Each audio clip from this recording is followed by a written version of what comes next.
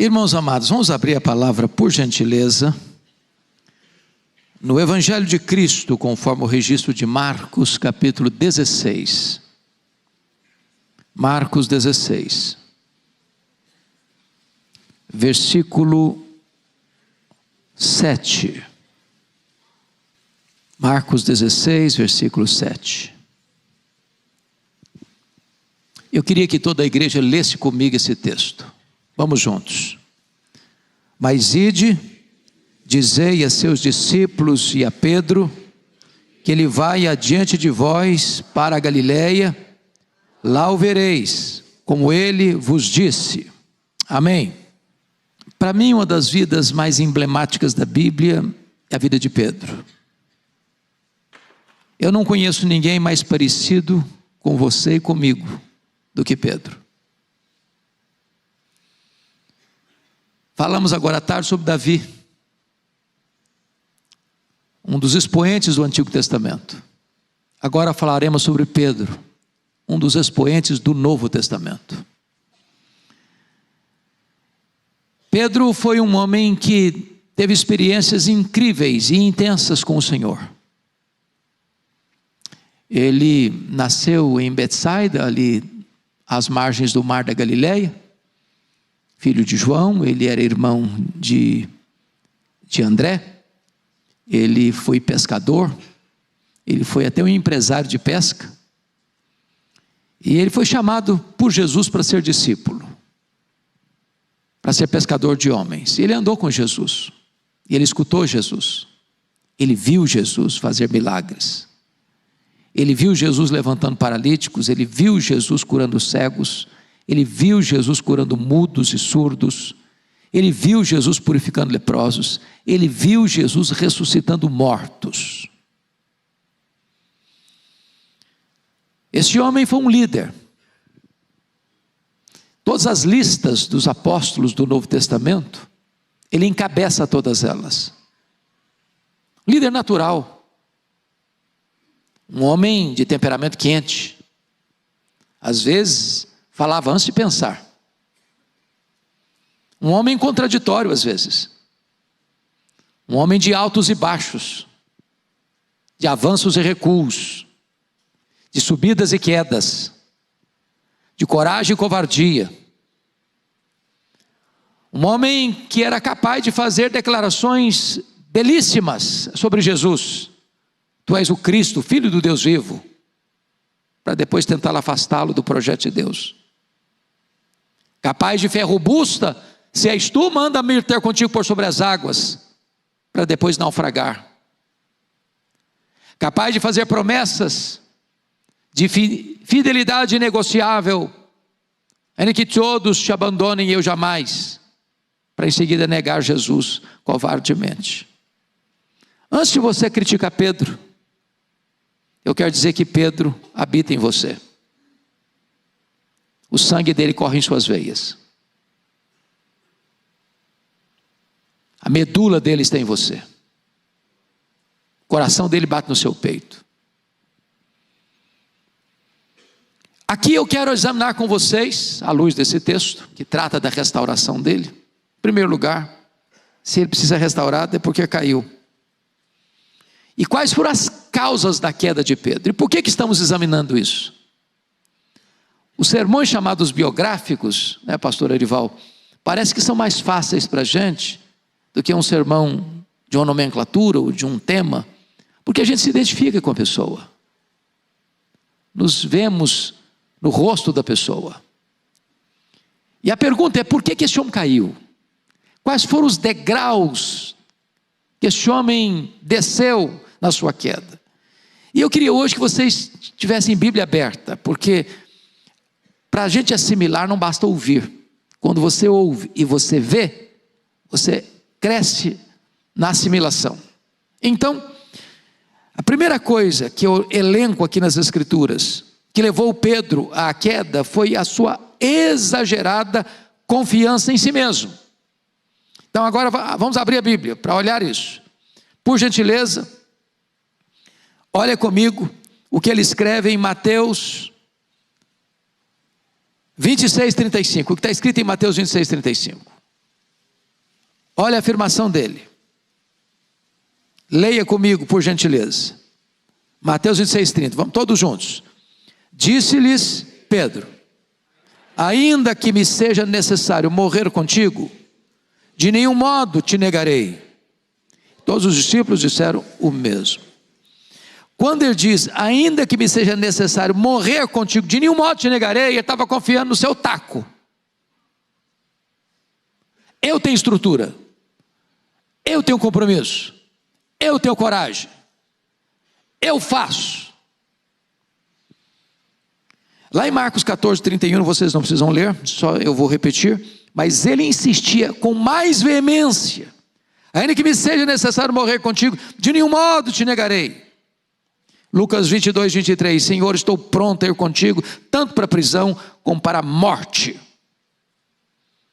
Preste atenção nisso, parece ser uma virtude, mas pode ser também uma casca de banana.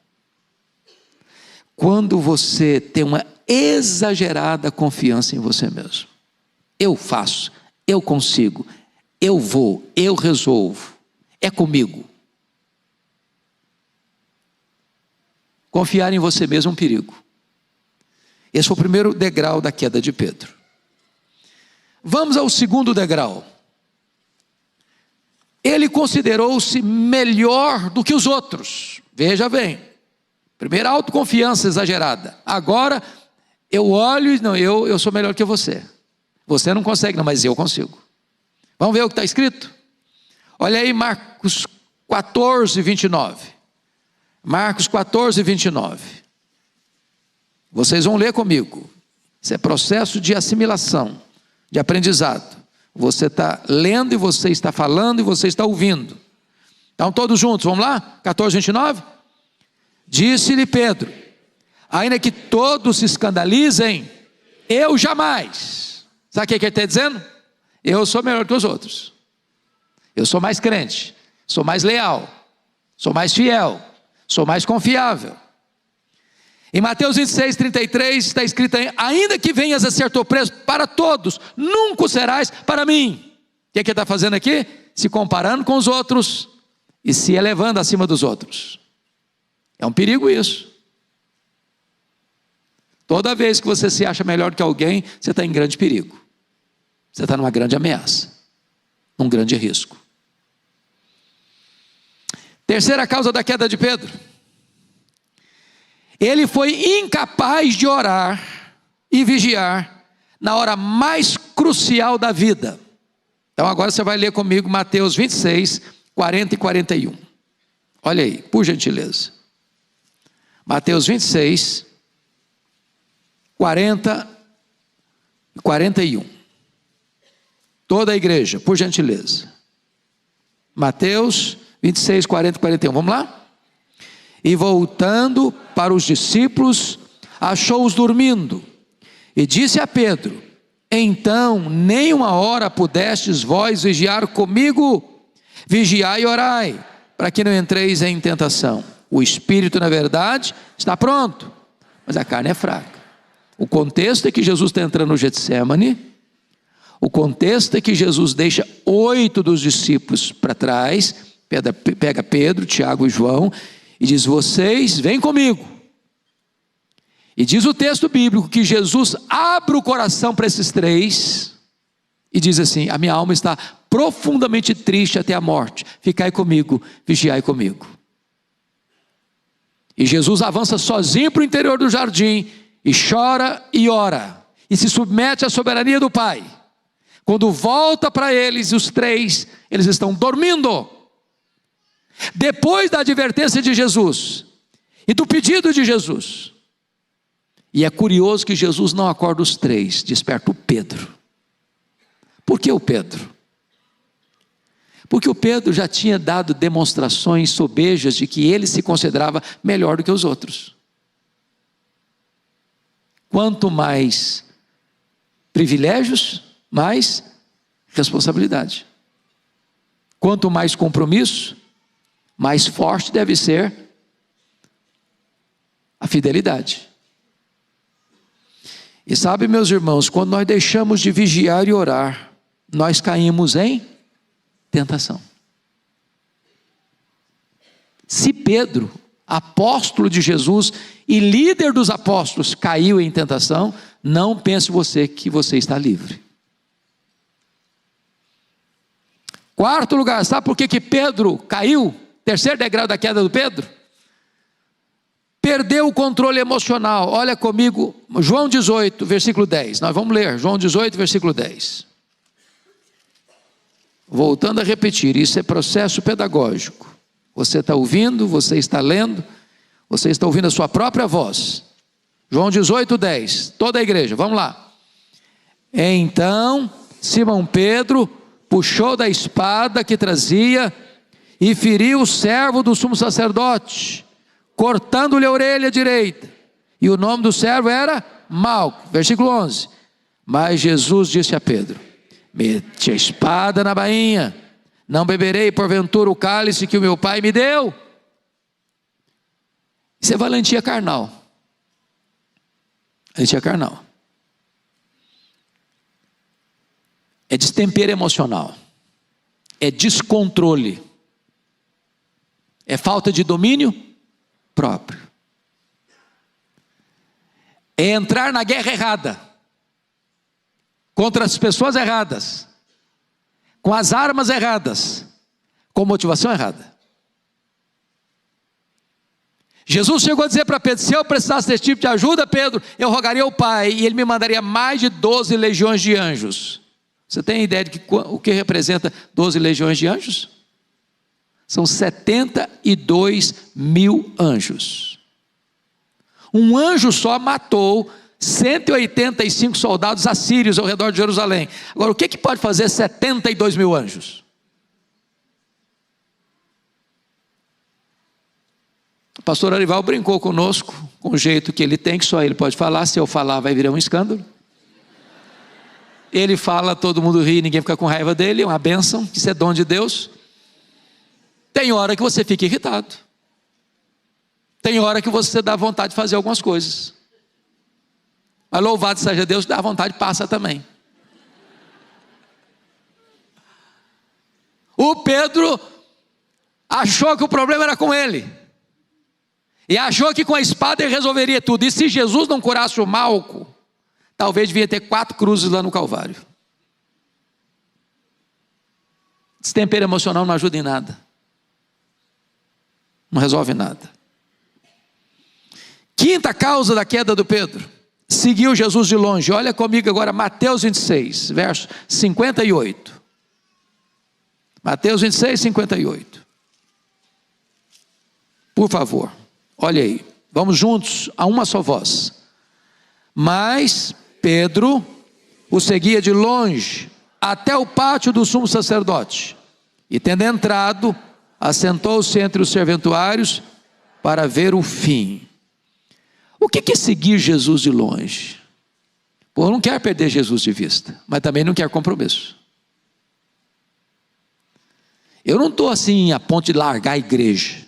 Não, eu não vou deixar de ir no culto para ir para balada. Não vou deixar de ir no culto para assistir Corinthians e Palmeiras. Nem para assistir Fórmula 1. Eu vou para a igreja. Mas eu também não quero muito compromisso não. Eu vou devagar. Não quero perder Jesus de vista. Mas também não quero me aproximar demais. Não quero sofrer riscos do compromisso do discipulado, que é tomar a cruz, renunciar a si mesmo e seguir a Jesus. Irmãos, tem muita gente dentro da igreja seguindo Jesus de longe. Vem no culto. Crente, né?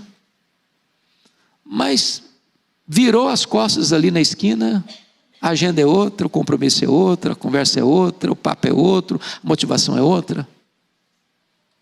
E Jesus de longe. Sem muito compromisso. Sem aliança. Sem riscos. Esse é o Pedro. Bom, sexta causa da queda dele, sexto degrau.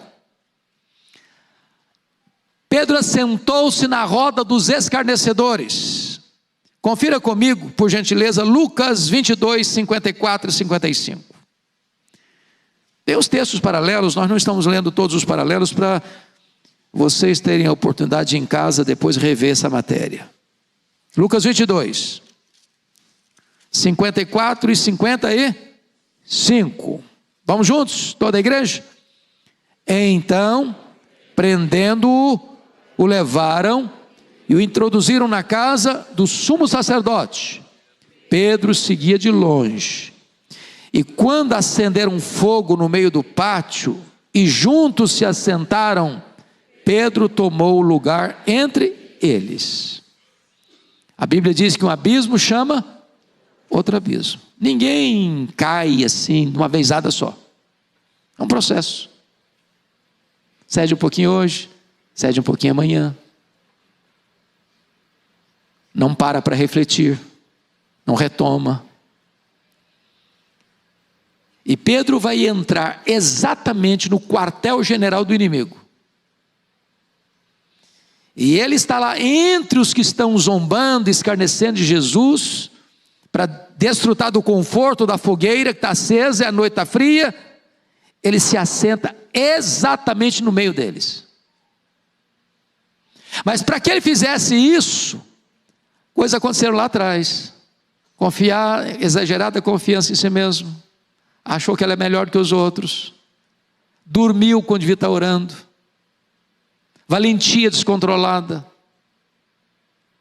Seguiu Jesus de longe. Agora não tem escrúpulo. Vai enfraquecendo, vai perdendo capacidade e resistência. E agora se assenta na roda dos escarnecedores. O que a orientação bíblica nos diz no Salmo 1? Feliz, bem-aventurado é o homem que não anda no conselho dos ímpios, não se detém no caminho dos pecadores, nem se assenta na roda dos escarnecedores.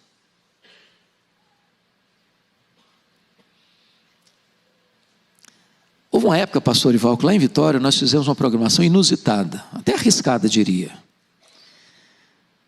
Naquele ano eu disse para o conselho da igreja assim: esse ano nós não vamos fazer retiro, esse ano nós vamos para o miolo da crise, nós vamos para o miolo da tempestade, nós vamos para dentro do carnaval, evangelizar. Alguém falou: pastor, mas não dá para evangelizar no carnaval não, é complicado demais. Sabe qual a conclusão que nós chegamos? 30% das pessoas que estão nas passarelas, bebendo, correndo atrás de um trio elétrico, fumando, bebendo e drogando, passaram por uma igreja evangélica. São chamados crentes desviados. E quando nós chegávamos para abordar a pessoa na rua, no meio da confusão, a pessoa desatava a chorar. Nós a levávamos para um lugar mais íntimo, secreto, orar por ela. E ela em lágrimas voltava para casa, se arrependendo do seu erro. É um processo. Processo. Daqui a pouquinho a pessoa está lá no meio da coisa. Crente, servo de Deus. Foi cedendo pouquinho a pouquinho.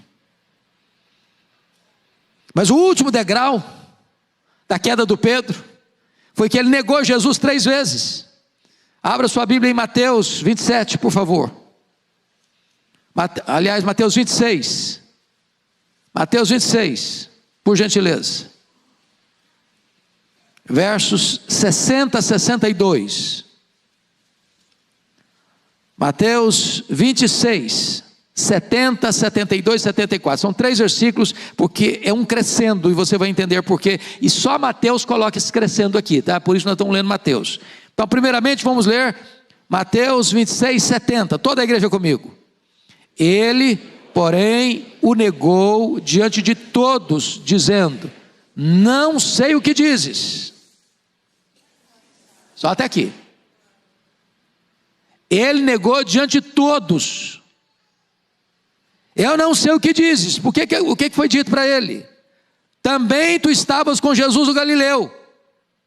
Ele negou diante de todos. Eu não sei o que vocês estão falando. Agora vamos ler o versículo 72, toda a igreja.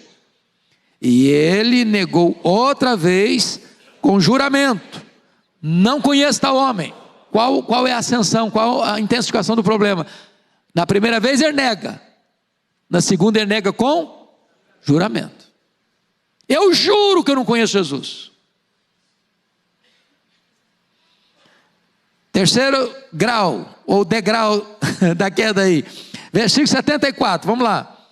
Então começou ele a praguejar e a jurar: não conheço esse homem. Imediatamente cantou o galo. Então ele negou. Segundo, ele negou com juramento. Terceiro, ele negou com praguejamento. Ele jurou e blasfemou, falou palavrão. Eu não conheço Jesus. Fundo do poço. Sabe o que está acontecendo aqui? Negou seu nome, negou sua fé, negou seu apostolado, negou o seu Senhor. Pedro, fragmento de pedra, mentira. Pedro, pó. Apenas pó. Se você está censurando Pedro, se você está criticando Pedro no seu coração, Pedro mora dentro de você. O coração dele bate em seu peito. O sangue dele corre em suas veias. Nem você, nem eu somos melhores do que Pedro. Mas louvado seja Deus, vamos ver agora a restauração. Porque a Bíblia trata de restauração. Não importa quão longe você tenha ido, não importa quão profundamente você tenha caído, Jesus está aqui hoje para restaurar você. Você que está nos assistindo, não importa onde você esteja, como você esteja, Jesus está nesta noite aqui para restaurar a sua vida. Então vamos ver as causas da restauração de Pedro. Primeiramente, o olhar compassivo de Jesus. Olha aí, Lucas 22. Abra aí, Lucas 22, 60 a 62. Lucas 22.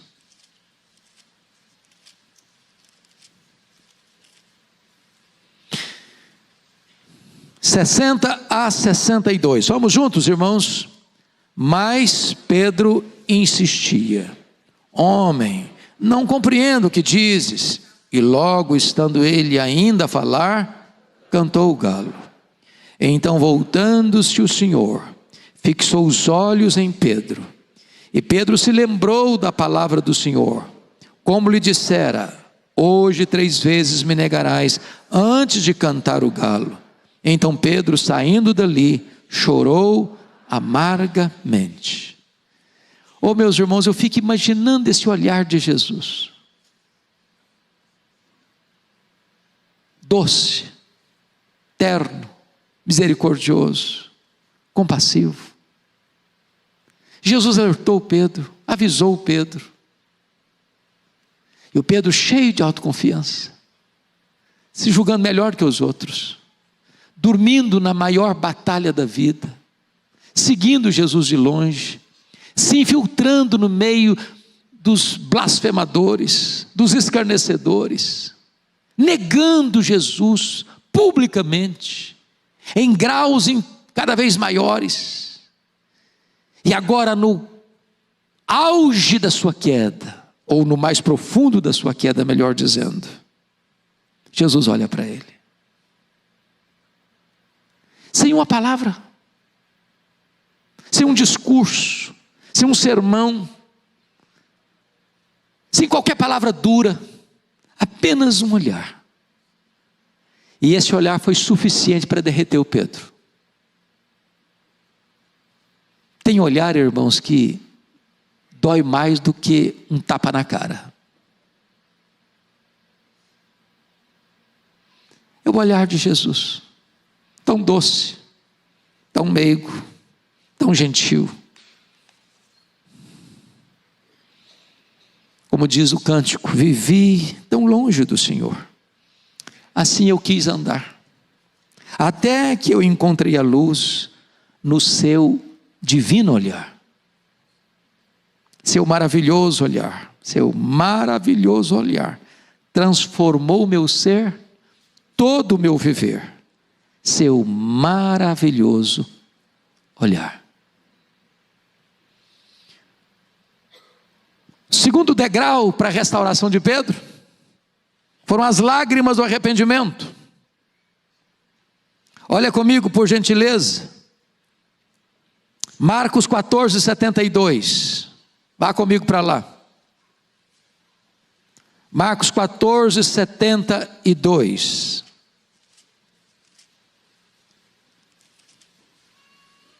Por gentileza, igreja, vamos juntos. E logo cantou o galo pela segunda vez. Então Pedro se lembrou da palavra que Jesus lhe dissera: antes que 2 vezes cante o galo, tu me negarás 3 vezes.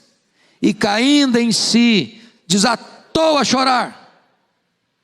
Mateus 26, 75 diz: e saindo dali chorou amargamente. E a ideia do amargamente na língua grega é como se estivesse brotando de dentro dele água podre, água suja. Irmãos, aqui para mim é o quebrantamento, coração derretido. Porque as lágrimas que vazam são exatamente o produto de um coração que se derrete no genuíno arrependimento. Alguém já disse que o mesmo sol que endurece o barro, amolece a cera. Há pessoas que caem e ao serem confrontadas se endurecem, ou dão desculpas, como Saul. Mas um coração arrependido, ao ser confrontado, ele se dobra, ele se rende, e chega às lágrimas do arrependimento. Benditas lágrimas. É nessa conjuntura, né, pastor Arival, que está lá nas bem-aventuranças: bem-aventurados os que choram, porque serão consolados. Ali não é o choro do desespero, ali não é o choro do remorso, ali não é o choro porque fui flagrado num erro que não podia ser flagrado, não, ali é o choro do arrependido. Choro do arrependimento. Terceiro degrau de Pedro, nesse processo da restauração,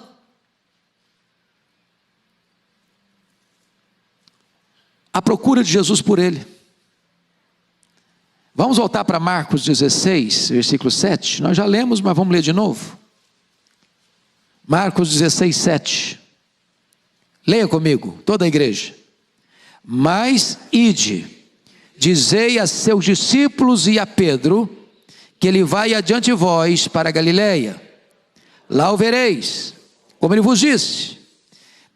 Eu fico encantado com esse versículo, porque na verdade, esta palavra é uma palavra do anjo às mulheres da Galileia, e é um recado de Jesus. Mas Pedro era discípulo, e aliás o líder deles. É uma redundância, é um pleonasmo.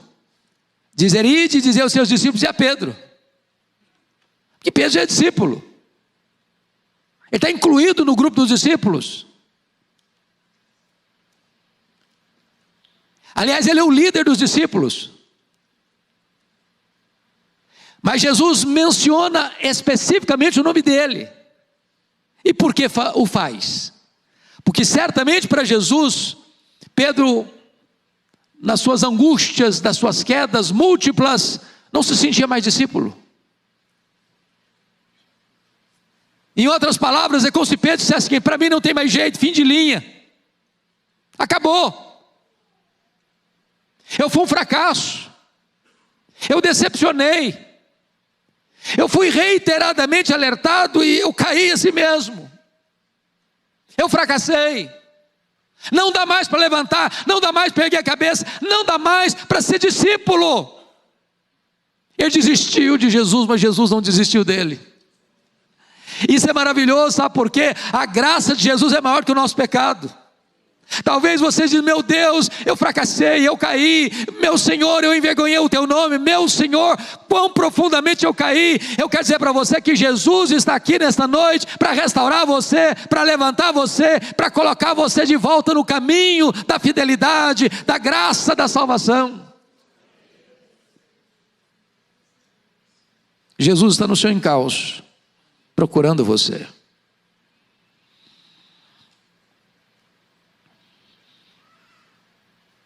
E o que Jesus disse é o seguinte: olha bem o que está escrito. E dizei aos seus discípulos e a Pedro que ele irá adiante de vós para a Galileia, lá o vereis, como ele vos disse. Por que Galileia? Estão em Jerusalém. Sabe qual a distância de Jerusalém a Galileia? 154 quilômetros. Essa jornada era feita a pé. E Galileia é o lugar onde ele nasceu. Galileia é o lugar onde ele viveu. Galileia é o lugar onde ele casou. Galileia era o lugar onde ele trabalhava. Galileia era o local onde Jesus o havia chamado para ser discípulo, para ser pescador de homens. Jesus está levando de volta às origens, ao começo. Dizer: meu filho, onde eu chamei você, eu vou restaurar você. Eu chamei você, você fracassou, mas eu vou começar tudo de novo na sua história. Eu vou lhe dar uma segunda chance, eu vou lhe dar um segundo tempo, eu vou lhe dar uma nova oportunidade. Eu vou restaurar você lá na Galileia.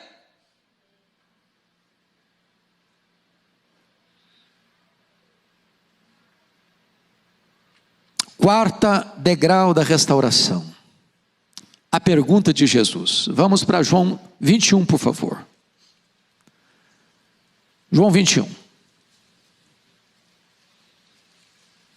Versículos 15 a 17. Toda a igreja comigo, por gentileza.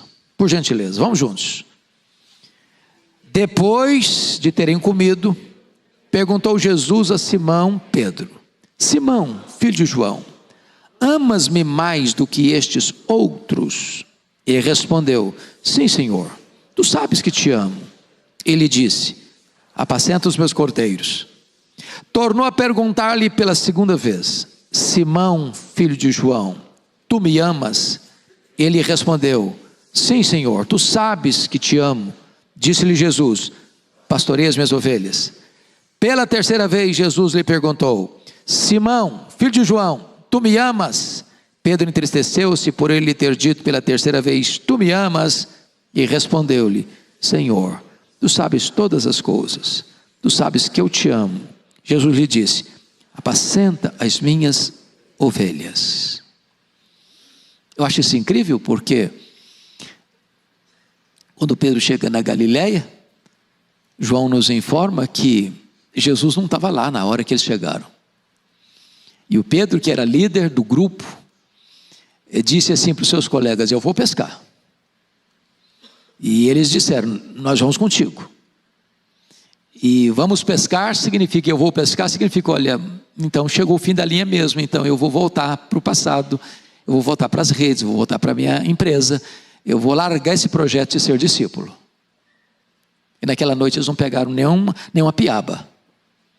E eles estão voltando de madrugada, o dia está amanhecendo, e alguém andando na praia. Estão a 100 metros da praia, 200 côvados. E a pessoa que está aqui na praia pergunta para eles assim: filhos. Jesus não os chamou de covardes. Filhos. Nessa palavra filhos tem uma tonelada de graça. Uma tonelada de graça. Com todos os deslizes, com todos os fracassos, o Senhor chama filhos. Tendes aí alguma coisa de comer? Jesus não precisava dessa informação. Ele não faz essa pergunta porque quer ser informado, porque não tem esse dado na mão, para acordar a consciência deles. Não temos nada, então lance a rede à direita do barco e achareis. E Jesus empurra para a direita do barco 153 grandes peixes selecionados. Aí o João disse: é o Senhor, é Ele. Essas coisas só Ele faz, é Ele chegou, Ele está aqui, Pedro. E o Pedrão larga para lá as redes, o barco, os peixes, esquece tudo e vai ao encontro de Jesus. E ele chega na praia, tem um braseiro. Um braseiro. Sabe por que tem um braseiro ali? Só tem 2 lugares no Novo Testamento onde aparece a palavra braseiro. Foi onde Pedro negou Jesus e onde Pedro foi restaurado por Jesus. Jesus plantou aquele braseiro ali para curar a psique de Pedro, a memória de Pedro, as emoções de Pedro, para dizer para Pedro: Pedro, sabe por que eu botei esse braseiro aqui? Para mostrar para você que no cenário que você caiu, eu vou levantar você. No cenário que você me negou, eu vou dar a chance de você me confessar. No cenário que você foi um fracasso, eu vou restaurar a sua vida, porque a minha graça é maior do que o seu pecado. Jesus pergunta 3 vezes, mas na primeira pergunta Jesus diz assim: amas-me mais do que esses outros? Por que Jesus faz essa pergunta? Porque lá atrás o Pedro diz: ainda que todos te abandonem, eu jamais. Jesus está perguntando: você ainda acha que você é melhor que os outros? Você ainda acha que você é mais crente mesmo que os outros? Jesus pergunta 3 vezes, porque 3 vezes Pedro havia negado a Jesus. Para cada negação de Jesus, a graça é suficiente para levantá-lo. Porque onde alguém ama Jesus, tem chance de recomeçar. Eu fico pensando, pastor Arival, se fosse um presbitério bem conservador, bem cuidadoso com a doutrina, seguindo os passos constitucionais para restaurar o Pedro. Ô Pedro, agora você vai ficar afastado por um tempo. Você vai ficar no banco. Nós vamos arranjar um irmão aí, um psicólogo, para fazer uma trabalhada na sua mente, porque você está com a cabeça meio confusa. Você vai passar por um exame. Os outros apóstolos vão te interrogar, vão acompanhar você por um tempo. Se você demonstrar consistência, a gente vai por etapa restaurando você, tá bom? Você começa a frequentar a igreja, depois você tem licença para começar a pregar, depois você pode fazer mais alguns atos pastorais, então no final, depois de um tempo, você é restaurado. A única exigência que Jesus exigiu, ou pediu, ou requeriu de Pedro foi essa: tu me amas? Se você ama Jesus, você pode recomeçar. Pode recomeçar.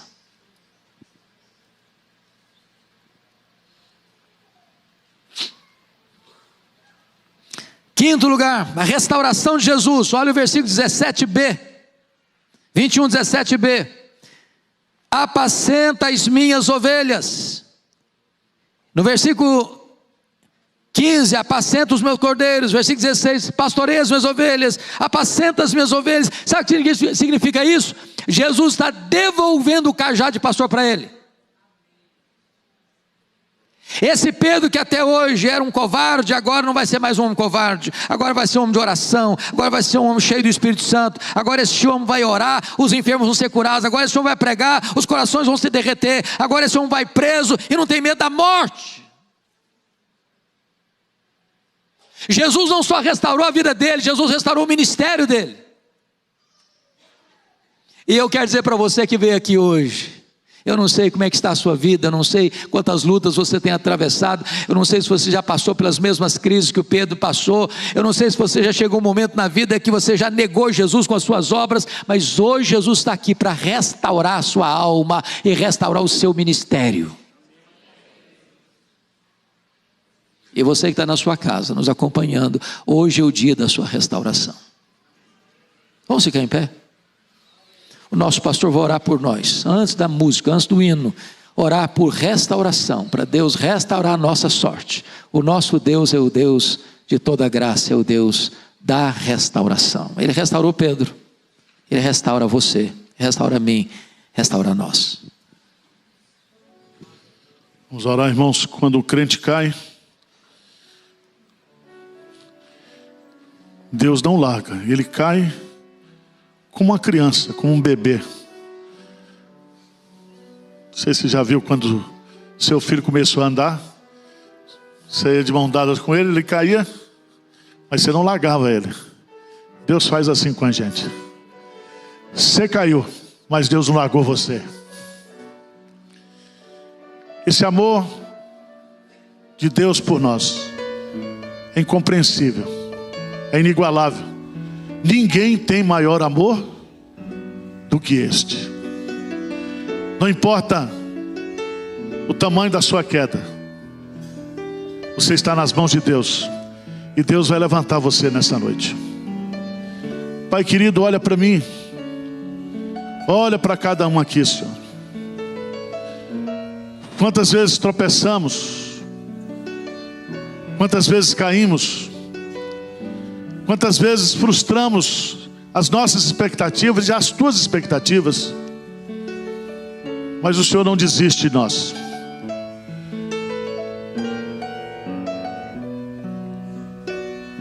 Pessoas se alegram com a nossa queda. O inferno faz festa quando um crente cai, como fez com Sansão. Mas o Senhor é o Deus da restauração. O Senhor é o Deus que levanta os abatidos.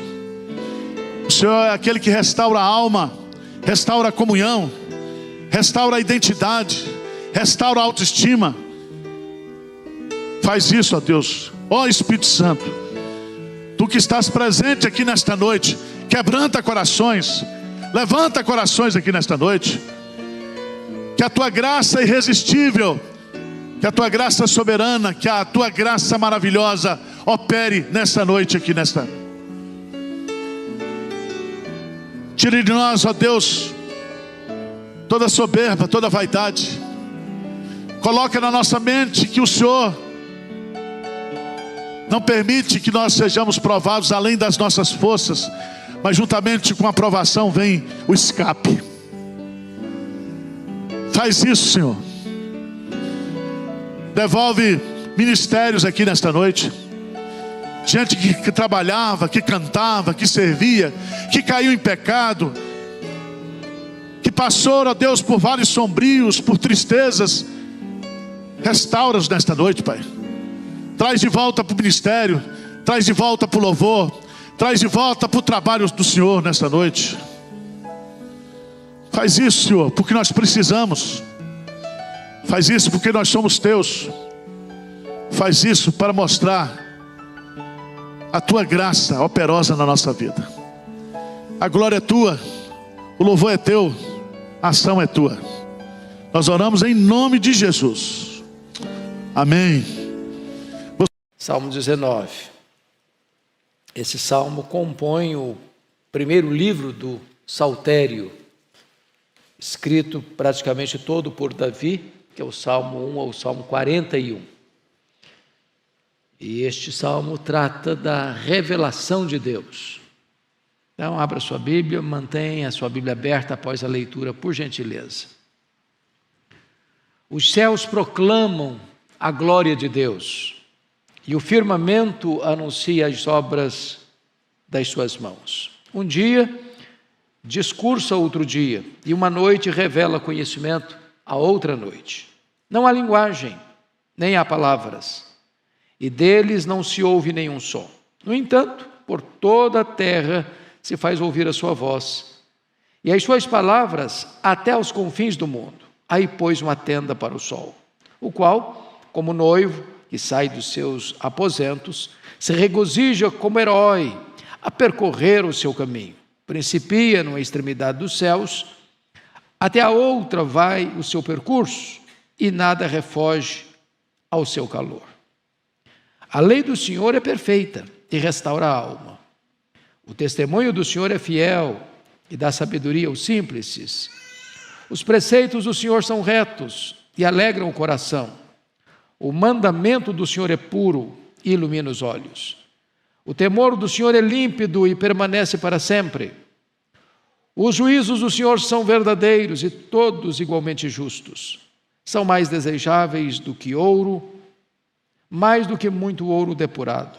E são mais doces do que o mel e o destilar dos favos. Além disso, por eles se admoesta o teu servo, em os guardar a grande recompensa. Quem há que possa discernir as próprias faltas? Absolve-me das que me são ocultas. Também da soberba guarda o teu servo, que ela não me domine. Então serei irrepreensível e ficarei livre de grande transgressão. as palavras dos meus lábios e o meditar do meu coração sejam agradáveis na tua presença, Senhor, rocha minha e redentor meu. Amém. Bom, é verdade incontestável que nós só podemos conhecer a Deus porque Deus se revelou. O conhecimento de Deus não decorre da perquisição, da investigação humana, por mais precisa que ela possa ser. Nós conhecemos a Deus porque Ele mesmo se mostrou para nós. E na grande revelação de Deus a nós, Deus o fez de 4 formas. Primeiro, nós chamamos de revelação natural. Os céus proclamam a glória de Deus, e o firmamento anuncia as obras das suas mãos.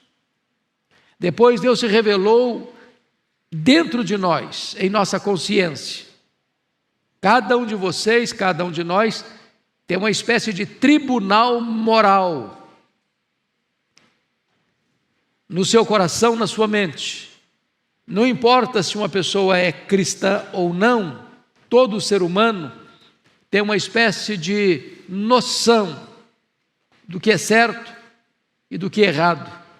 É bem verdade que esta consciência pode ser cauterizada e perder por completo a sua sensibilidade. Por isso não é revelação plena e suficiente. Então, em terceiro lugar, Deus se revela nas Escrituras, a sua palavra. Aqui Deus revela quem Ele é, quais são os seus planos, seus propósitos. E finalmente, de maneira plena, maiúscula, superlativa e total, final, Deus se revela na pessoa do seu Filho. Ele veio para mostrar Deus. Ele é a exata expressão do ser de Deus. Ele é o resplendor da glória, em quem habitou toda a plenitude da divindade.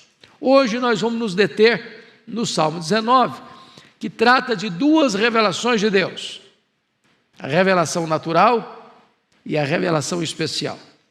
E esse texto, para mim, é um dos textos mais vívidos, mais belos, mais eloquentes no que tange a revelação de Deus. Então eu vou dar como título deste salmo, para o nosso estudo aqui, a eloquência de Deus. Pensando em eloquência, precisamos parar e recordar a história de grandes oradores do passado. Talvez trazendo à memória o maior orador grego, Demóstenes, ou o maior orador romano, Cícero, ou o maior orador da história da igreja, no período dos pais da igreja, João Crisóstomo, chamado de Boca de Ouro, ou talvez o maior orador que talvez pisou em terras brasileiras, Padre Antônio Vieira, insuperável na sua eloquência. Foi o mestre de oratória, por exemplo, embora não tivessem sido contemporâneos, obviamente, de Rui Barbosa. Rui Barbosa aprendeu com ele. Se você pensa num tribuno brasileiro, vem à sua mente Rui Barbosa.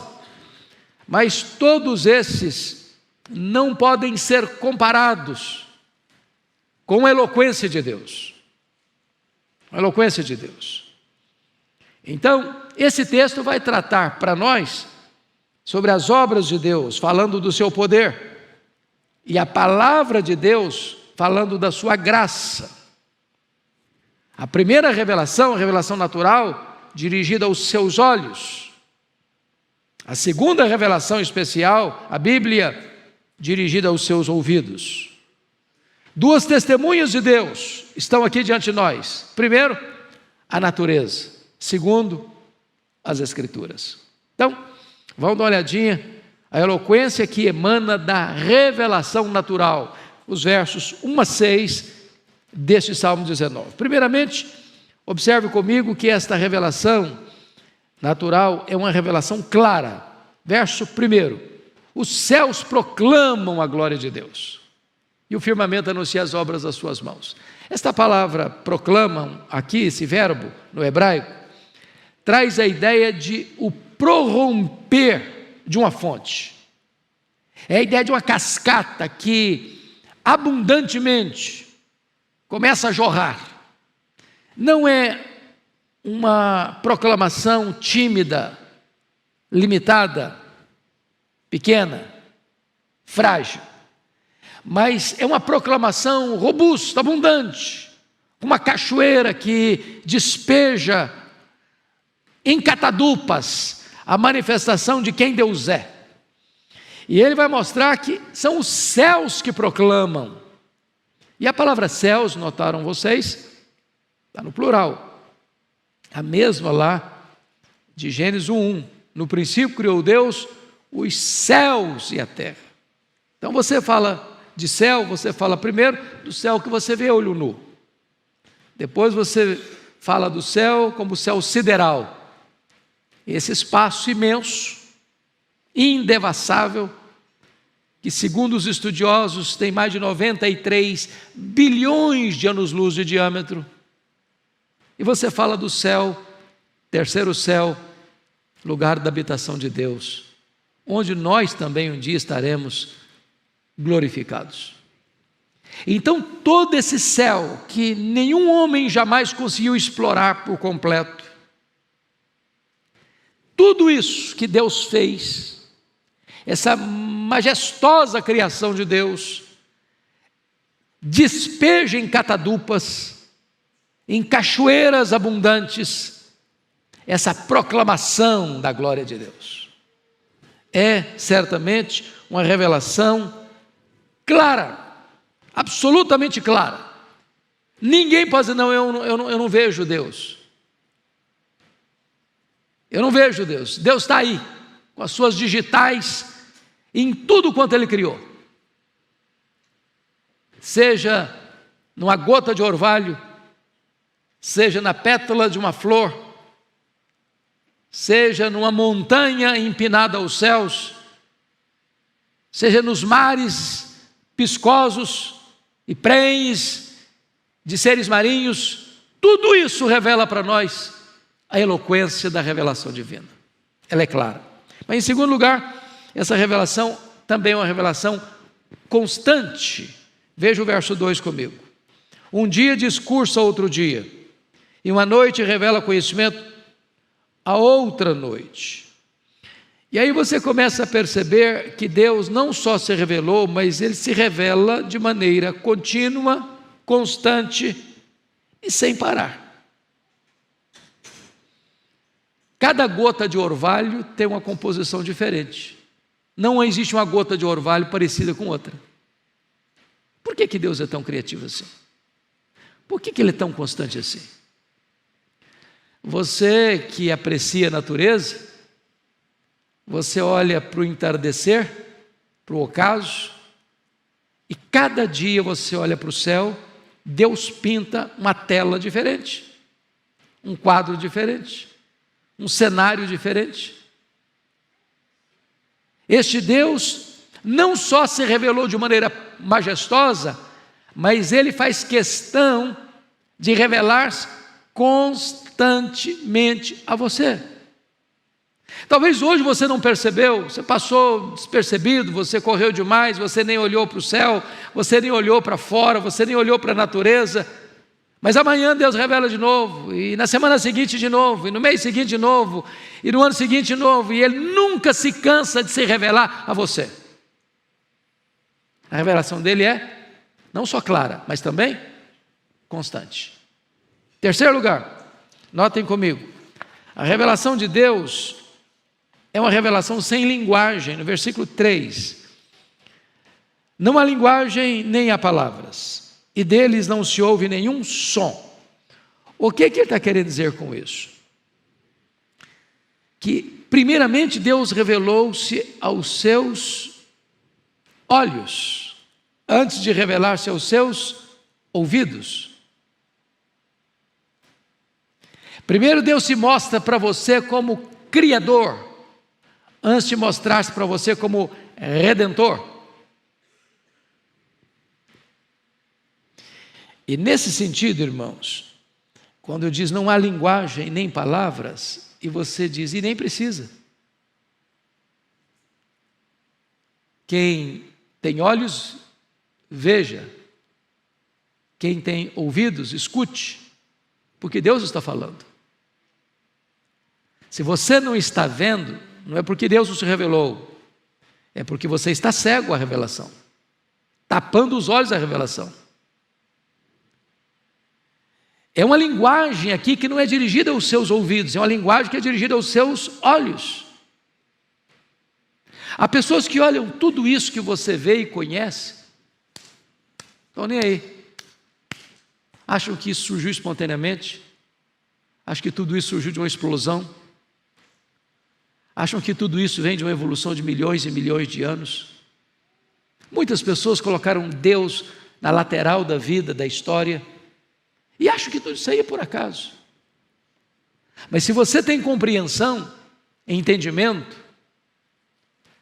todo dia que você abre os olhos e vê a natureza, Deus está se dirigindo aos seus ouvidos, sem nenhum discurso, ouvido, sonoro, mas eloquentemente Deus está se mostrando a você, em cada cor, cada matiz, nas árvores que voam, nas borboletas que enfeitam o espaço, nas flores que enfeitam os jardins, nos mares e nos rios cheios de peixes, na terra que produz, nos frutos saborosos. Em tudo isso, Deus se mostra de forma eloquente para você. Mas em quarto lugar, essa revelação, ela é universal. Olha o versículo 4. No entanto, por toda a terra se faz ouvir a sua voz, e as suas palavras até os confins do mundo, em toda a terra. Agora vamos entender isso aqui.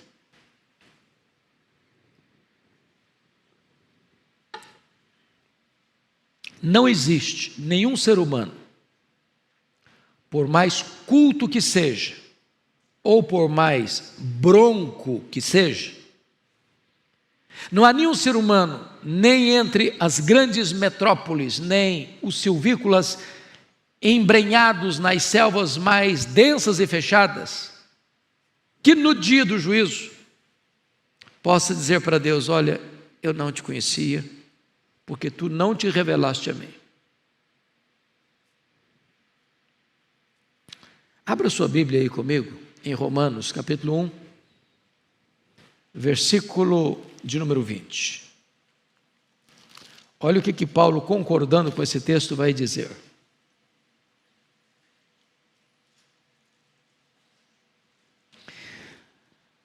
Vamos ler o verso 19 e o 20 em conjunto, e em voz alta e uníssona. Vamos todos? Porquanto o que de Deus se pode conhecer é manifesto entre eles, porque Deus lhes manifestou. Porque os atributos invisíveis de Deus, assim o seu eterno poder, como também a sua própria divindade, claramente se reconhecem, desde o princípio do mundo, sendo percebidos por meio das coisas que foram criadas. Tais homens são, por isso, o quê? Indesculpáveis. Então esta revelação, ela é universal. Ninguém pode dizer: não, eu estava num lugar que a revelação não chegou. Eu estava numa caverna tão funda que o sol não apareceu. Ninguém tem desculpa para dizer: eu não vi Deus. Deus não se mostrou para mim. Ele é universal. Mas finalmente, essa revelação não é só uma revelação clara, não é só uma revelação constante, não é só uma revelação sem linguagem e universal, mas finalmente ela é uma revelação majestosa. Olha comigo os versos 5 e 6. Você pode ler comigo 5 e 6? Vamos juntos? O qual, como noivo, sai dos seus aposentos, se regozija como herói, a percorrer o seu caminho. Principia numa extremidade dos céus, até a outra vai o seu percurso, e nada refoge o seu calor. Então, Davi pinça, destaca, ressalta uma obra da criação. Qual é a obra da criação que ele destaca? o sol. E ele vai comparar o sol como um noivo. Como noivo. A nossa cultura brasileira inverteu um pouco o papel do casamento, né? No casamento hoje, dentro da nossa cultura, quem é que faz a entrada principal? Quem? A noiva. Na cultura oriental, a entrada principal não era da noiva, era do noivo. Era o noivo que vinha para o cortejo. Era o noivo que vinha com seus convidados. Era o noivo que vinha ao encontro da sua noiva. E ela aguardava o noivo chegar na casa do pai dela. E o noivo chegava com a sua comitiva, o seu processual, e então pegava a noiva e levava para a casa do pai do noivo, onde havia a festa, a grande festa. Aqui Davi está olhando para o sol, como um noivo garboso, gravatinha borboleta, entrando na passarela, começando essa jornada majestosa no amanhecer, lá no leste, e percorrendo com toda a sua beleza, com toda a sua clareza, com todo o seu fulgor, com toda a sua pompa, e ele vai percorrendo todo o horizonte, do leste até ao oeste, do nascente ao poente. E ele olha nessa caminhada do sol como um noivo, como uma revelação majestosa de Deus. E é por isso que o próprio Senhor Jesus acolhe esta figura para dizer que ele, Jesus, é o sol da justiça, que vai trazer salvação em suas asas. Então, essa revelação de Deus clara, constante, sem linguagem, essa linguagem universal, ela é também extremamente majestosa. Majestosa. Isso me lembra de um imperador romano que, querendo humilhar o rabino Josué, disse para o rabino assim: Rabino, se você me mostrar o seu Deus, eu creio nele. Mostra-me o teu Deus, e eu crerei nele. Os deuses romanos eram deuses visíveis, forjados por mãos humanas. O rabino topou o desafio e disse: pois bem, mostrar-te-ei o meu Deus. Marcaram um dia, no jardim do Palácio Real, sol a pino, meio-dia, caminhando pelo jardim, e o imperador, curioso, como é que vai me mostrar o Deus dele? Aí no meio da jornada o rabino para e disse: majestade, não mostrarei a ti hoje o meu Deus. Inicialmente, mostrar-te-ei apenas um embaixador do meu Deus. E o imperador, muito curioso, disse: mas onde está esse embaixador? E o rabino disse: olhe para o sol, mire-o por 10 minutos. O imperador disse: mas não posso mirar o sol por 10 minutos sem toldar a minha visão. E o rabino disse: se não podes ver sequer um embaixador do meu Deus, pensa que podes vê-lo em toda a sua glória? Este é o nosso Deus.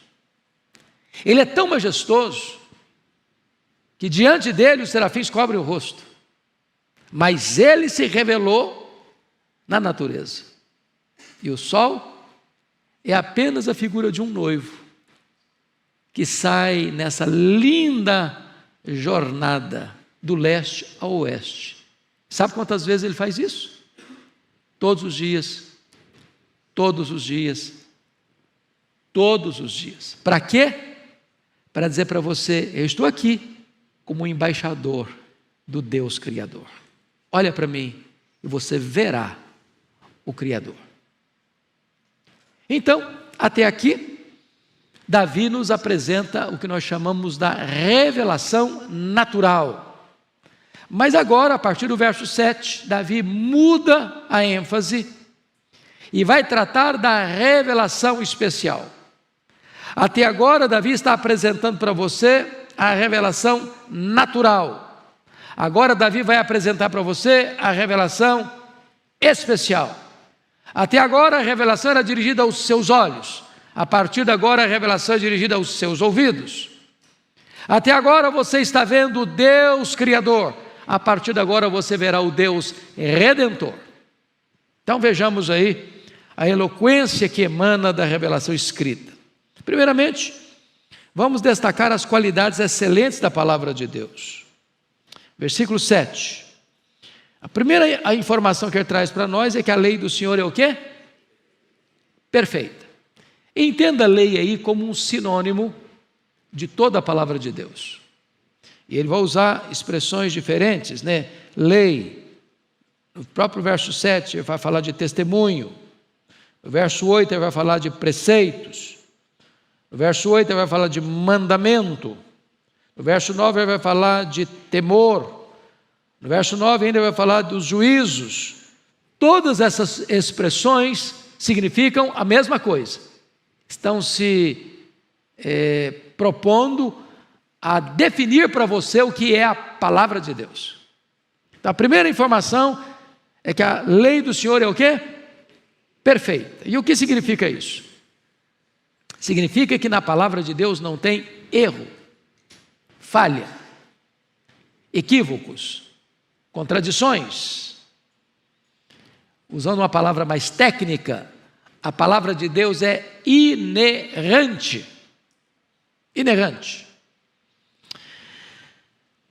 Então vamos parar e pensar. Se a palavra de Deus é perfeita e ela não tem erros, você chega a uma outra conclusão. Ela não pode ter sido escrita por quem? Apenas por homens. John Wesley, certa feita, fez a seguinte colocação: a Bíblia foi escrita ou por anjos bons, ou por homens bons, ou por homens maus, ou por anjos maus, ou foi inspirada por Deus. Por anjos bons não podia ser, porque se foram eles que escreveram, e no texto está dizendo que não foi, então estariam mentindo, então não seriam bons. Homens bons apenas como origem também não podia ser, porque estariam mentindo, então já deveriam ser bons. Homens maus e anjos maus não poderia ser, porque a Bíblia é um livro que produz e incentiva a santidade, estaria contrária à natureza deles.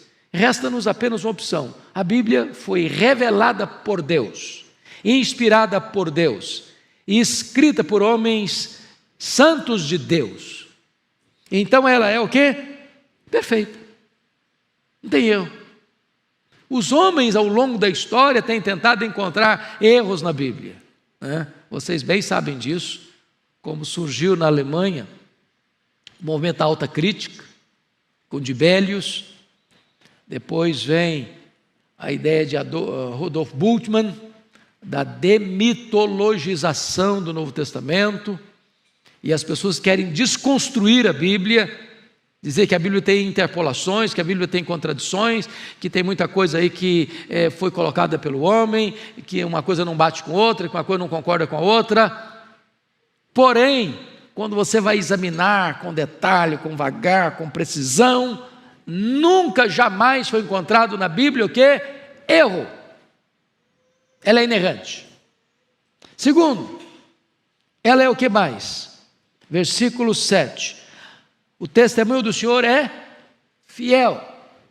Essa ideia fiel traz a ideia para nós, sabe de quê? De infalível. Então vamos parar um pouquinho aqui. Se você chegasse diante de uma pessoa e você diz: eu creio na Bíblia, eu falei: mas eu não creio. Isso aí é papel, papel aceita tudo. Que argumentos você teria para dizer para uma pessoa que diz não crer na Bíblia, que a Bíblia merece confiança? Talvez você pudesse dizer: bom, a Bíblia é o único livro na história que tem o que nós chamamos de unidade na diversidade. Foi escrita em mais de 1.100 anos, mais de 40 escritores, de lugares diferentes, de culturas diferentes, de línguas diferentes. E nunca houve entre eles qualquer contradição.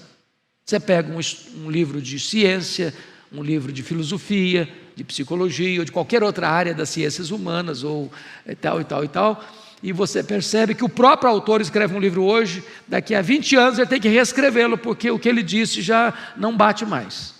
A Bíblia está escrita há milênios, e nunca foi encontrado nela o quê? Contradição. Ela é fiel. Mas mais, e é esse ponto que eu quero pegar agora. Você pode dizer o seguinte: a Bíblia é um livro de profecias. Tem centenas de profecias que se cumpriram, estão se cumprindo e hão de se cumprir literalmente. Dr. Gene Getz pegou essas profecias e colocou-as num campo de probabilidades ou de coincidência. Chegou à seguinte cifra: 10 elevado à 17ª potência. Trocando em miúdos, pensa no estado, menor estado do Brasil. Quem lembra qual é o menor estado em extensão do Brasil? Sergipe. Pensa em moedas de R$1. Cobre todo o estado com moedas de R$1 em camada de 30 centímetros. Isso seria mais ou menos 10 elevado à 17ª potência. Agora marque uma dessas moedas. Agora vende os olhos de um homem. Agora solta este homem nesse mar de moedas.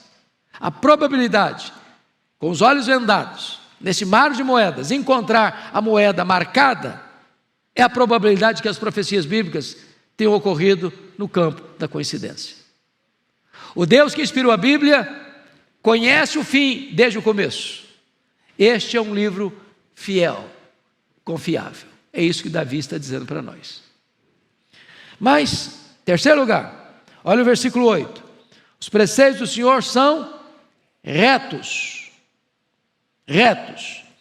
A ideia aqui é que, sendo Deus reto e justo também, a ideia é essa, que há uma espécie de balanceamento entre a ideia do Deus todo-poderoso e a ideia do Deus sumamente misericordioso, onde o balanceamento entre o homem que é barro, mas ao mesmo tempo este homem é alvo do grande amor de Deus.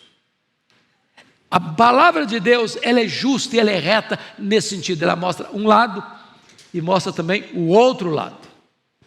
Mas ainda, versículo 8b está dizendo para você aí que a palavra de Deus, ela é o quê? Confira comigo. 8b. Ela é pura. No sentido de que não só a Bíblia não tem nenhuma contaminação de erro, mas além de ser pura como a luz, ela purifica. Você já percebeu isso? Quanto mais você examina a Bíblia, mais a Bíblia examina você. Quanto mais você mergulha nela, ela mergulha em você. Pergunta Davi lá no Salmo 119, de que maneira poderá o jovem guardar puro o seu caminho? Examinando segundo a tua palavra. E ele diz ainda: guarda a tua palavra no meu coração, para não pecar contra ti. Então, na medida que você a lê, ela lê você. Na medida que você examina, ela examina você. Na medida que você a conhece, ela purifica você. Essa é a ideia que Davi quer expressar aqui. Mas olha comigo, por favor, o versículo 9.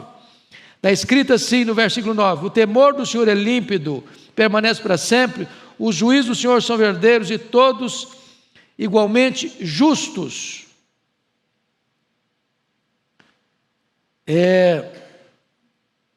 Eu quero só chamar a atenção para essa ideia: o temor do Senhor é límpido e permanece o quê? Para sempre. O que significa isso? Que a palavra de Deus é eterna.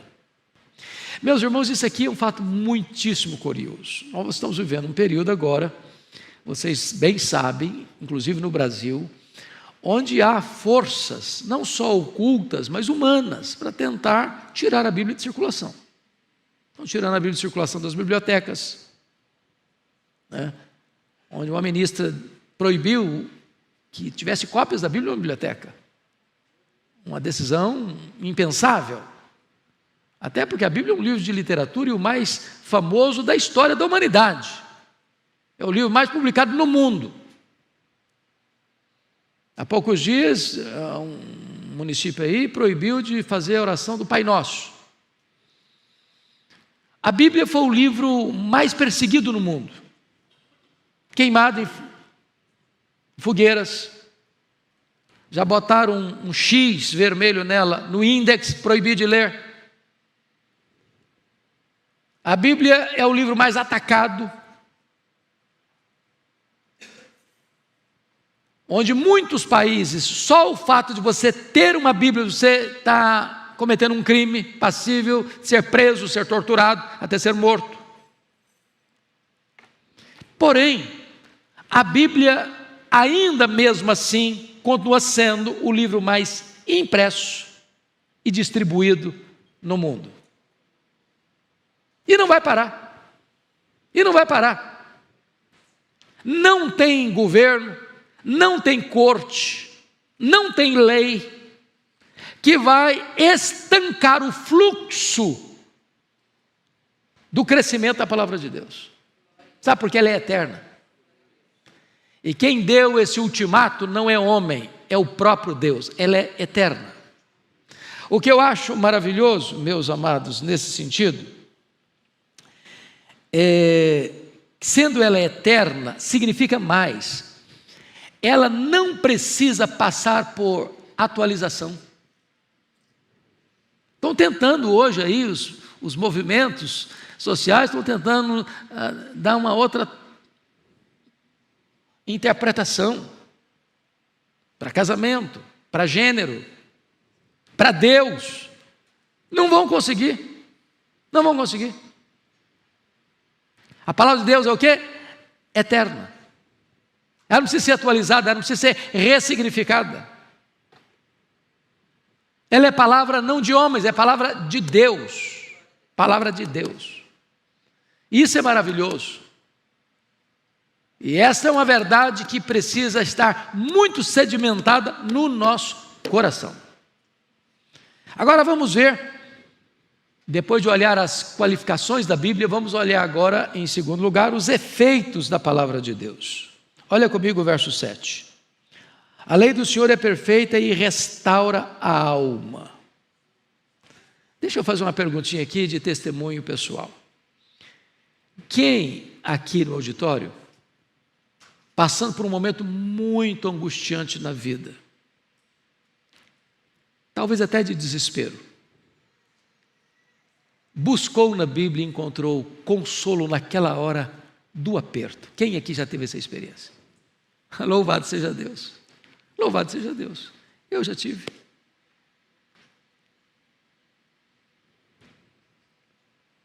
Quantas pessoas, meus irmãos, que outrora não conheciam a Deus, abriram a Bíblia, foram alcançados. Há pouco tempo, nós estávamos falando lá do nosso ministério, Na Luz para o Caminho, onde eu trabalho. Nós temos um ministério chamado Disque Paz, é um ministério de telefone, e onde as igrejas adotam esse modelo e ligam para um número e escutam uma mensagem. Eu gravo uma mensagem de um minuto e meio, e a pessoa, ao ligar para aquele número, já cai direto na mensagem. E depois da mensagem, ela pode deixar o seu nome, deixar um recado, e a gente faz contato depois. Tem um colega meu, pastor Ceni Tavares, que hoje é pastor lá em Toronto. Ele era pastor, então, em Aracruz, no Espírito Santo. E ele tinha um trabalho muito bonito com o Disque Paz. Na chegada da cidade, ele tinha placas com os 10 mandamentos, com o telefone do Disque Paz, espalhado na cidade toda. E um dia, um delegado da cidade, passando uma crise muito grande, tomou a decisão de tirar a vida dele. Ele chegou em casa, Mas naquele dia ele tinha recebido um cartãozinho, que distribui os cartãozinhos assim, com o número do Disque Paz. Ele chegou em casa, fechou a porta do quarto, botou o cartãozinho do lado do revólver dele, e quando ele foi pegar o revólver para dar um tiro na cabeça, ele viu o cartão, Disque Paz. E quando ele pegou e ligou para o número, a mensagem daquele dia era esta: se você está pensando em dar cabo da sua vida, em tirar a sua vida, não faça isso. Deus tem um plano na sua história. E ele tomou um susto, o revólver caiu da mão, disse, meu Deus, Deus está do outro lado dessa linha. Saiu correndo, foi para a igreja presbiteriana de Aracruz. Entregou-se a Cristo, tornou-se um cristão, toda a sua família convertida a Cristo. Sabem por quê, meus irmãos? A palavra de Deus restaura a alma. Vocês conhecem talvez um dos personagens mais famosos da história da igreja, o principal expoente dos pais da igreja, chamado Agostinho de Hipona, ou Aurélio Agostinho, filho de Mônica, um homem de uma vida devassa, um cara muito culto, professor de oratória, e a mãe dele orou por ele 30 anos. Um dia alguém dá um texto de Romanos 13 para ele, diz, toma e lê. E quando ele pega o texto, ele era um cara muito culto, professor de oratória, cara famoso, pega o texto, aquilo mexe com a estrutura dele, e ele se rende a Cristo, e é convertido a Cristo, e vai se tornar o maior teólogo da história da igreja, fonte onde foram beber os reformadores, Calvino, Lutero e outros reformadores mais. A palavra de Deus faz o quê? Restaura a alma. Mas olha o versículo 7 ainda, que diz que também dá sabedoria aos simples. Isso é maravilhoso, porque você sabe que conhecimento e sabedoria são coisas diferentes. Há pessoas muito cultas, mas tolas. Há pessoas que não têm estudo, mas são sábias. Pessoas que têm discernimento. E se existe uma coisa que a palavra de Deus produz no coração da gente, é sabedoria, discernimento, prudência. Não vá, não faça, não fale, fale agora, faça agora. Sabedoria para tomar decisão. Mas mais do que isso, a palavra de Deus ainda, gente, olha aí, versículo 8, alegra o coração, os preceitos do Senhor são retos e alegra o coração. Quanta coisa boa. Eu tenho um amigo que diz o seguinte, olha, se alguém fizesse uma proposta para você, você quer que tire o que da sua vida? Pode tirar tudo, mas o que você mais deseja ter? Isso aqui eu não fico sem minha Bíblia, sem a palavra de Deus. É um tesouro. A palavra de Deus alegra o coração. Eu fico impressionado como tem crente que não lê Bíblia. Que tem crente que não lê Bíblia, sabia disso? Tem crente até hoje que pega a Bíblia como um amuleto. Bota a Bíblia aberta no Salmo 91 em cima da sala, para espantar os maus olhados. Aí de vez em quando vai lá dar uma espanada na poeira e acha que está resolvido o problema. Ou tem outros que tem uma caixinha de promessa. Todo dia tira um versículo. Só sai coisa boa. Na promessa lá não tem nada ruim, só coisa boa. Não conhece a Bíblia, não lê a Bíblia, não estuda a Bíblia. Às vezes eu chego em alguns lugares para pregar e eu acho muito curioso. Falo, meus irmãos, nós vamos abrir a Bíblia agora no livro de Abacuque. O cara começa desesperado lá em Gênesis. Cadê o Abacuque? Acho que na minha Bíblia não tem Abacuque. Cadê o Abacuque? Volta de novo, torna a voltar. Não, sumiu o Abacuque. Ele não tem nem ideia quem é Abacuque. Ele nem sabia que tinha Abacuque na Bíblia.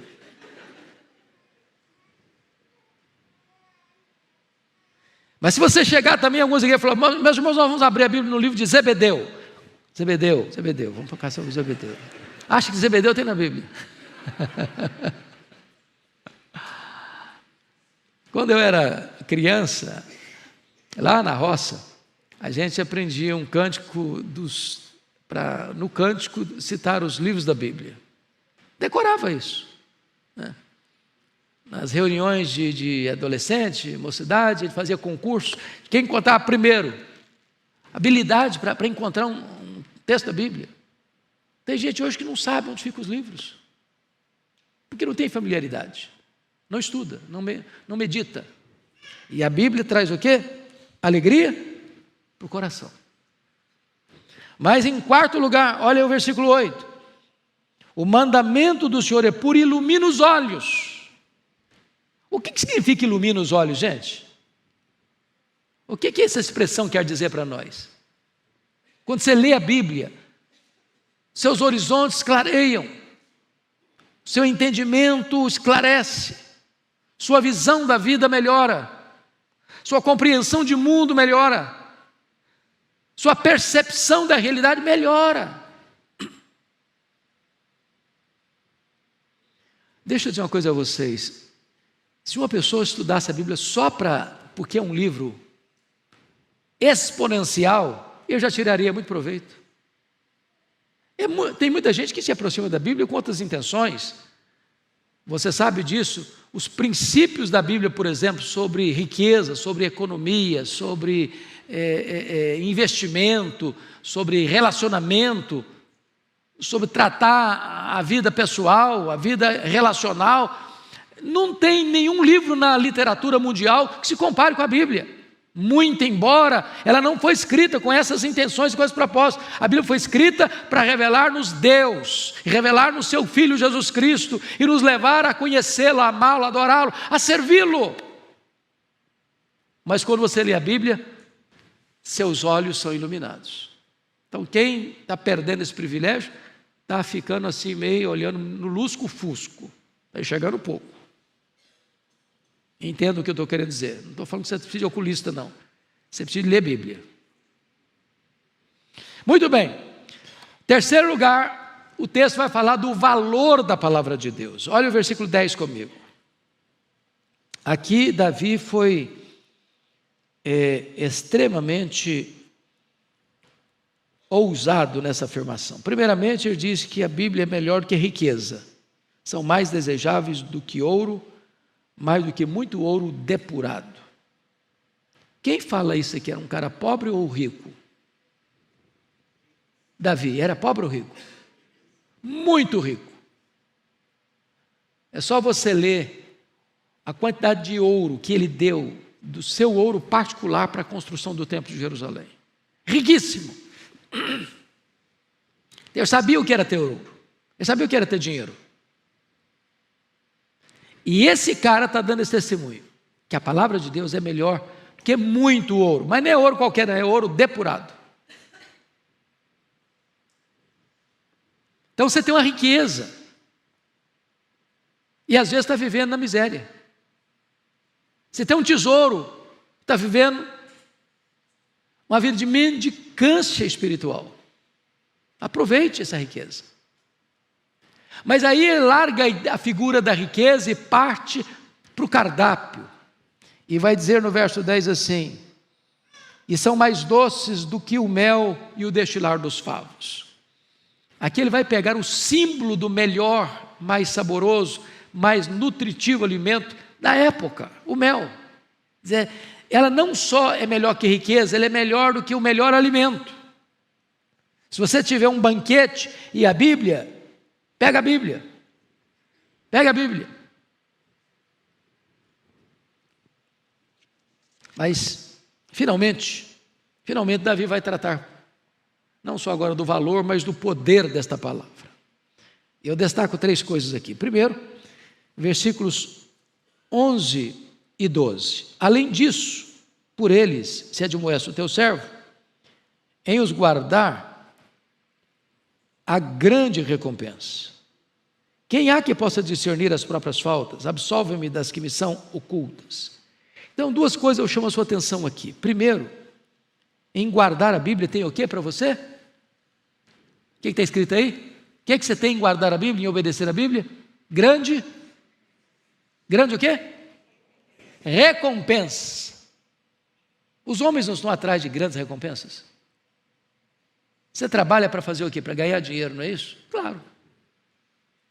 Ter uma boa aposentadoria? Claro. para comprar sua casa, seu apartamento, seu carro, para comprar comida para sua casa, roupa para o seu corpo, para cuidar da sua família, para investir nos seus empreendimentos. Você quer o quê? Recompensa.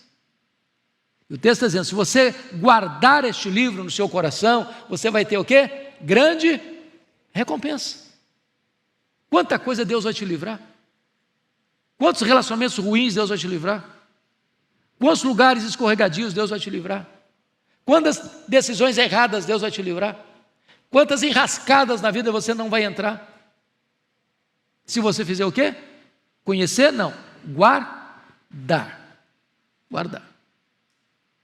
Mas a segunda coisa que ele vai mostrar para nós aí é que quando você estuda a Bíblia, versículo 12, você vai ter desvendado, capacidade de desvendar pecados ocultos. Quem há que possa discernir as próprias faltas? O que ele está querendo dizer com isso aqui? Tem hora que você faz coisa e você nem sabe o que você está fazendo, está errado. Você acha que está certo. Você defende a sua atitude. O que o Davi está falando é que você e eu não temos nem a capacidade de aferir as coisas corretamente. Quer dizer, eu estou fazendo certo, estou fazendo errado. Agora, se eu não consigo ter discernimento sequer daquilo que eu faço, e faço seja visível ou publicamente, ele está dizendo outra coisa: absolve-me das faltas que me são ocultas. E aí, todos nós caímos nessa rede.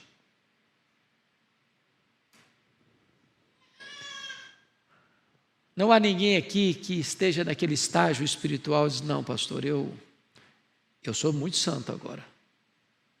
Erro não. O senhor me conhece, né? Eu não erro de jeito nenhum. Sou gente matuta, gente boa. Nunca cruzou pela minha cabeça pensamento ruim. Nunca subiu ao meu coração um desejo pecaminoso.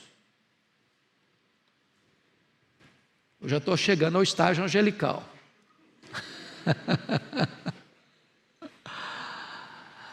Então, quanto mais perto da luz você chega, mais você enxerga o quê? Seus pecados. Longe da luz você não enxerga nada. Perto da luz você enxerga. É nesse sentido que quanto mais você examina a Bíblia, mais ela examina você. E ele está dizendo e fazendo uma oração para que Deus nos absolva daqueles pecados, daquelas faltas que nos são ocultas. Ou talvez de alguma coisa que você já fez,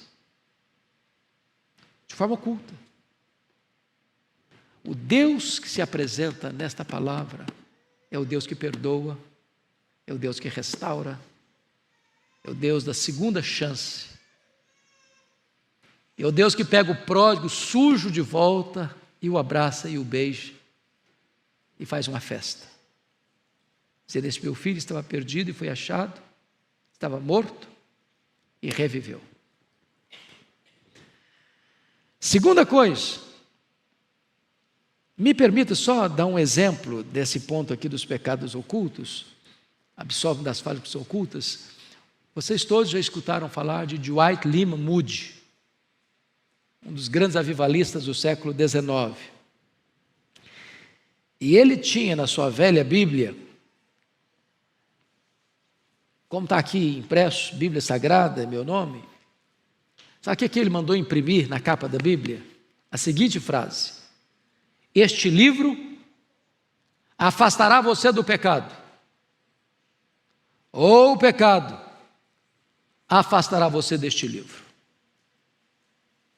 Frase boa, não?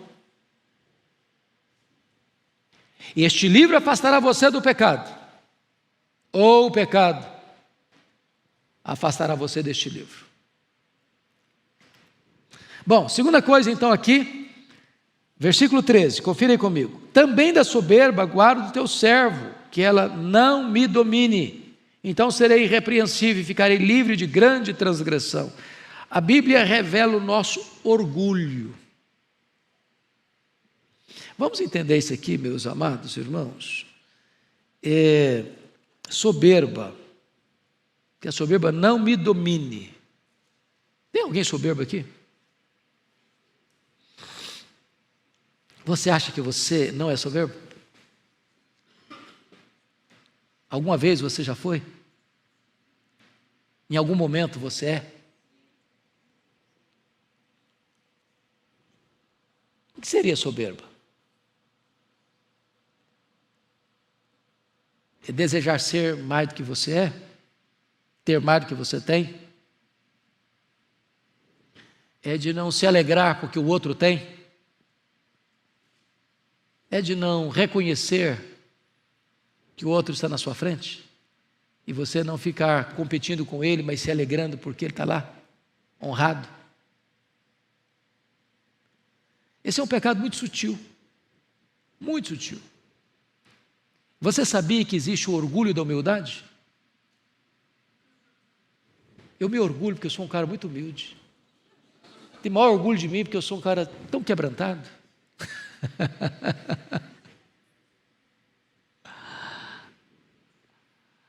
Há pessoas que se orgulham da sua humildade. Sofrem uma rasteira deles mesmos. Tropeçam nas suas próprias supostas virtudes. Então, o que Davi está pedindo, eu falei, meu Deus, me livra desse negócio. E você só vai ter essa percepção na medida que você vai examinando as Escrituras, se colocando diante do espelho das Escrituras. Porque a Bíblia, irmãos, ela é como um raio-x.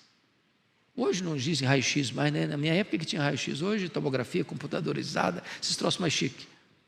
Enxerga a gente por dentro. Pegando a figura lá do pedreiro, do construtor, por que ele levanta uma parede e bota um prumo? Para saber o quê? Se a parede está o quê? Sinuosa, torta, fora do lugar, bota o prumo. A Bíblia é um prumo. A Bíblia, irmãos, ela é comparada com uma lamparina, com uma luz. Já andou no escuro alguma vez? Sem lanterna, sem luz elétrica? Você não vê o problema no caminho. Ele é lâmpada para os meus pés, luz para o meu caminho.